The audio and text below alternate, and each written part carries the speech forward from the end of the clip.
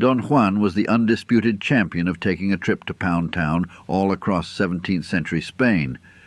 But the real secret to his success wasn't his looks or his poetry. It's that he was fundamentally convinced he was the prize. And he never did a single thing to convince a woman otherwise. Today, you're getting the 5-step playbook Don Juan used to make any woman want to abandon her world just for a chance to exist in his. Let's start with the foundation. The first move in the playbook is what I call technique number 1, the unflinching mirror. The psychological function here is to project absolute inner security. You do this by refusing to react emotionally to her tests, her provocations, or even her praise. You simply become a calm, unshakable mirror, reflecting her energy back at her. It forces her to question herself, to wonder what's behind your profound calm, and ultimately to work for your validation. Get this scene. A famously witty duchess, a woman who verbally fillets men for sport, decides Don Juan is her next target. She finds him at a party and hits him with a backhanded compliment, something about his reputation being larger than the man. The crowd around them snickers, waiting for the kill. Don Juan doesn't flinch. He doesn't get defensive. He doesn't even smile. He just holds her gaze for a solid 3 seconds, completely still. Then, with zero sarcasm, he says, "Your eyes are a very interesting shade of green. Are you as observant with everything else?" Boom. The frame shatters. It's not about him anymore. It's about her. She's suddenly the one being analyzed. She's flustered, trying to regain her footing, but she can't. He's a rock. She came to test his reflection, and now he's about to spend the night exploring every single one of hers. Once you've established that unshakable core, you introduce technique number 2, the thread of heresy. This signals that you operate by your own rules. Its function is to create an instant, private world between the two of you. You do this by subtly introducing a playful anti-establishment or slightly taboo idea into the conversation. It's not about being an edgy try-hard. It's about inviting her into a small, thrilling conspiracy against the boring, the mundane, and the conventional. Picture this. He's at some dreadfully stuffy gala. All the nobles are gossiping and judging. He spots the most beautiful woman in the room, someone everyone assumes is a porcelain doll of piety. He gets close to her, leans in like he's sharing a state secret, and whispers, "I have a theory. All these people think they're on their way to heaven, but I think God is going to be dreadfully bored by them, don't you?" It's a tiny spark of rebellion. It's heresy, and in her eyes you see it land. That flicker of a smile. She's been waiting for someone to say what she's been thinking. In that one moment, it's him and her against the world. He just whispered a little heresy, and now they're about to commit a few sins that'll have them both praying for forgiveness in the morning. This leads directly into the next play, the one that truly separates the men from the legends. Technique number 3, the prize reversal. This tactic decisively flips the script on the ancient pursuer-pursued dynamic.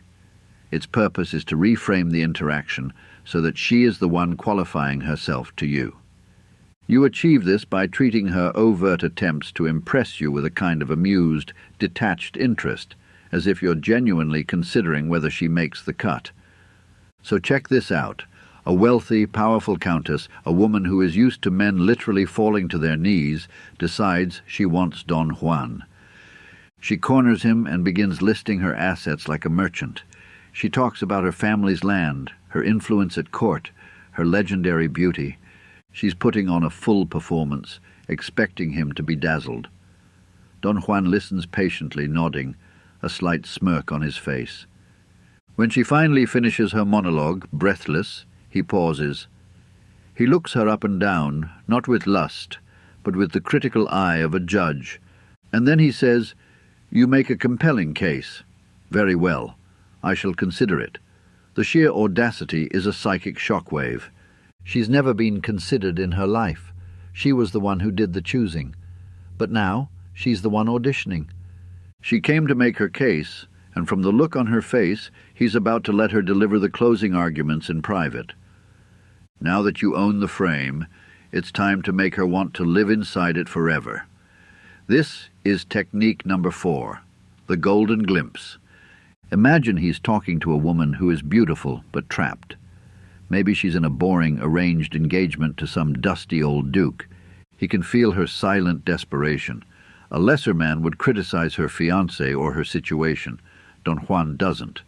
Instead, he just stares off for a moment and says, as if to himself, "It reminds me of last Tuesday."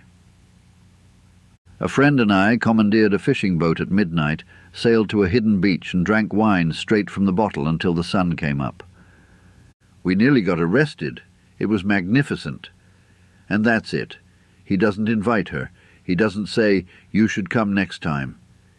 He just presents this incredible image of freedom and adventure as a normal part of his life. And suddenly, her entire future with the Duke feels like a gray, dusty prison cell. He just gave her a glimpse of that freedom, and tonight she's going to let him dock his ship in a very private cove. These 4 techniques are powerful, lethal even, but they're just swords and daggers. They are tools, and those tools are completely useless without the one core belief system that turns a man into a force of nature. This final step isn't just a technique, it's the source code, it's the philosophy that powers the entire playbook. This is the master key. Technique number 5, the Divine Indifference. Its psychological principle is the ultimate source of seductive power. A genuine, deep-seated indifference to the outcome of any single interaction. This is not a pose. It is a fundamental understanding that your value, your happiness, and your adventure do not depend on her approval. It communicates absolute self-sufficiency. You want her, yes, but you do not need her, and that makes you magnetically, irresistibly attractive. This is the ultimate test. A rival, insanely jealous of Don Juan, arranges for him to be publicly and brutally rejected by the one woman he had been seen pursuing. He sets the stage. Everyone is watching. The woman, following the rival's script, loudly declares she would rather die than be with a man like him. The crowd gasps. His enemies are grinning, waiting for him to crumble in humiliation. Don Juan's reaction? Nothing. No anger. No sadness. No desperation. He simply gives her a warm, genuine smile. A slight bow. And he says loud enough for everyone to hear, "Then my search for a worthy adventure must continue elsewhere. I wish you a most pleasant evening."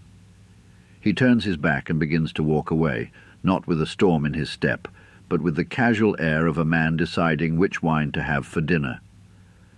And in that moment, the entire universe flips. The woman who rejected him, seeing him so utterly unaffected, so completely whole without her, is shattered. He didn't need her, which means his interest must have been real. His confidence wasn't a show.